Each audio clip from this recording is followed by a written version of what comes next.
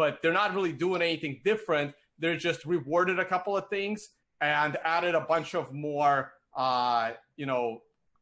divisions into this. At maybe a practical level, what it allows is the Consumer Financial Protection Bureau, the SEC, the Department of Justice to communicate a little more easy with regard to their investigations on crypto crimes. But I don't think this gives any more power or really signifies that much in the scheme of things.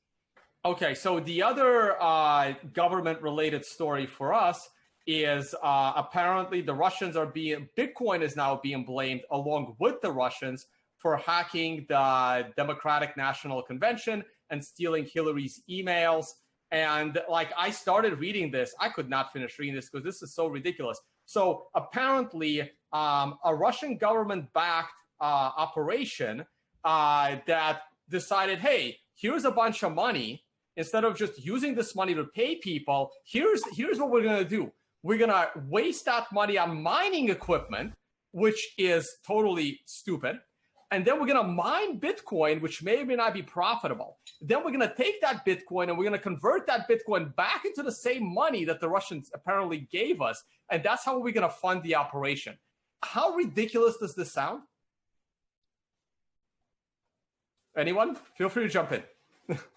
Very. So, interestingly, Tone, I don't know if you saw this tweet by Representative Emmanuel Cleaver, but he basically tweeted out, I've been warning of the potential dangers of Bitcoin being used by nefarious actors. Now we know Russia used cryptocurrency to fund their meddling campaign in 2016. The crypto industry needs to step their game up.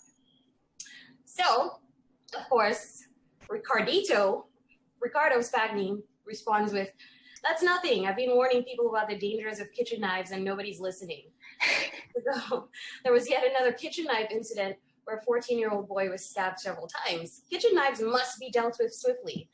I think he's really making a very good point here. Well, first of all, this representative has no idea what he's talking about. I mean, first of all, we're dealing with what I actually am starting to think is a weirdly overhyped witch hunt. And believe me, I am no fan of Trump or his group of functionaries, but I really feel like they're really trying to go for, these really amazingly ridiculous sounding things. So I don't even know what to think about this. To me, this is just one more sort of hype piece to get people all excited and another sort of giant nothing burger. Right. You're in Washington, so you're closer to this than our Florida-inspired panel, other than you. But so and what are your thoughts on the executive order?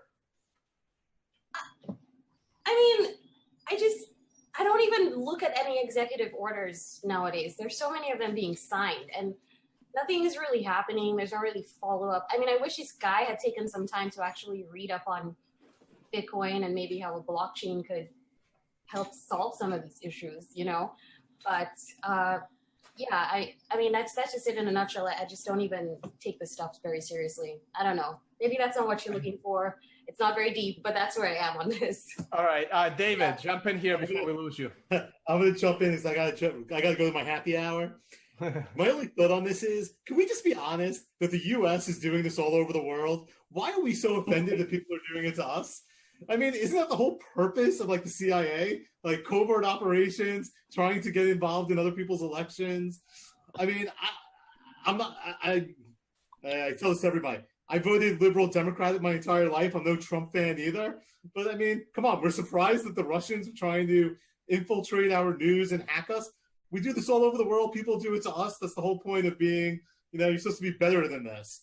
The fact, if someone asks me what the biggest issue I have with this, it's not that they use Bitcoin.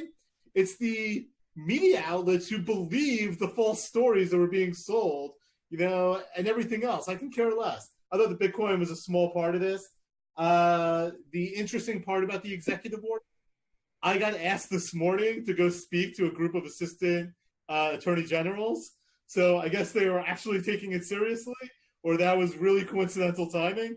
But I'm going up to DC to go speak to a bunch of assistant attorney generals to tell them what I think they can do better and how private litigation has helped shed light on the bad things in crypto and the ICO space. I did find it funny, though, they specifically referred to ICOs and not crypto as a whole. Oh, that in the executive order? No, when I got invited to speak, and the person who sent me the invite, I didn't read the executive order, but they were very specific that they're still hyper-focused on the ICOs versus the crypto and yeah, maybe they're starting to understand where the scam is here, right? Like Bitcoin itself isn't, but ICOs are. Well, I don't disagree on that particular point, but this was like last week's conversation. I think there's going to be a lot of people who find out that things they believe are decentralized are actually centralized, and it's going to blow up the whole model of what the government started to do. I think the government kind of dipped its toe in, and they dipped their toe in the wrong place. And in about 5 years from now, everything we think to be true today is going to be the opposite. Well, yeah, because not those that watch this show or participate in this show. I'm pretty sure we're all going to be vindicated. But hey, Justin, so I'm going to get your thoughts next. But right before that, all right, have a good day, everybody. Thanks. I'm out. All right, David. See you next week, hopefully. Bye, David. Bye, David. Yeah. So come say hi when you come to DC. Absolutely. Hey, Justin, before you go, Adela said something I want to highlight. There is actually two issues involved here, right? Especially on the DNC story. Oh, wait a minute. I'm sorry, Justin, you already commented on this, but feel free to go again. Then we're going to get Sasha in. But there's two separate issues that are involved with the whole Bitcoin involved in DNC. So one of them is what Adela was talking about like what Fluffy Pony replied. Basically, they don't understand Bitcoin. It's not Bitcoin's fault. Bitcoin is just there. It's like the US dollar. That's one issue. The other issue is an actual, there's a technical issue that they don't understand what Bitcoin is and how it works. And the other issue is the idea that people would, people that are gonna, that have the money, that need money to finance an operation, and they decide to first buy mining equipment, mine Bitcoin, then sell that Bitcoin to finance the operation. These people are probably too dumb to execute any kind of a thing. Like conceptually, this is ridiculous. And that goes outside of the I guess they're both misunderstandings of Bitcoin, but from two different perspectives. So again, Justin, one more thought, and then we got to get Sasha's thoughts. Sure. So I think with this story and the reporting around this issue, as with nearly everything in the space, there's a definitional issue. So it would be highly unlikely to me that they set up a mining operation in order to fund this nefarious hack. What maybe happened was people who were hacking and who had the ability of hacking also happened to be mining Bitcoin, and you're just sort of conflating two actions into one. With regard to the story generally about indicting Russians who hacked and whether we do the same thing overseas, you can maybe make the argument that we've had bad action. The U.S. government has had bad actions overseas, but I don't really view this as a nothing burger or a witch hunt, or if it is a witch hunt, we're uncovering quite a lot of witches.